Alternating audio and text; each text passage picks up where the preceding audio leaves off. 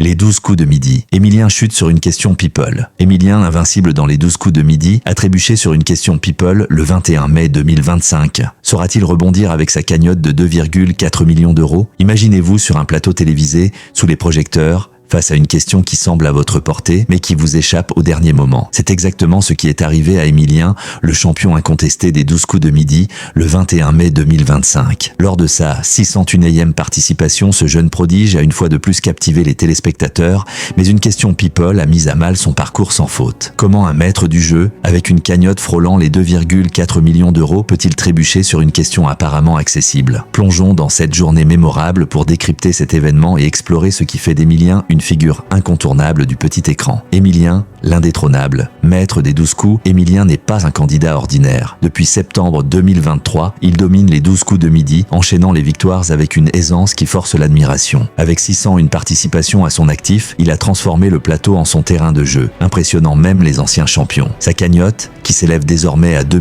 396 868 €, est un témoignage de sa constance et de son érudition. Mais ce 21 mai 2025, une épreuve inattendue a rappelé que même les plus grands peuvent flancher. Ce jour-là, le plateau accueillait deux anciens maestros, Xavier et Céline, venus saluer l'exploit d'Émilien. Leurs mots traduisent de l'étonnement général face à ce jeune champion. C'est rare de voir quelqu'un d'aussi jeune et aussi fort, confie Céline. Xavier, avec une pointe d'humour, ajoute « On cherche ses défauts, mais on n'en trouve pas ». Ces éloges soulignent l'aura d'Émilien, mais aussi la pression qui repose sur ses épaules à chaque émission. Une question people qui déjoue Émilien. Lors du coup fatal, Émilien affronte Maxime, un adversaire redoutable. Avec plus de 30 secondes d'avance, il sécurise sa place avec brio. Cependant, une question va troubler sa sérénité. Quelle actrice partage l'affiche avec Marilyn Monroe dans Les hommes préfèrent les blondes? La réponse, Jane Russell, lui échappe, révélant une rare faille dans son savoir encyclopédique. Ce moment, bien que mineur, humanise ce champion qui semble parfois intouchable. Une cagnotte historique, 2,4 millions d'euros, avec une cagnotte de 2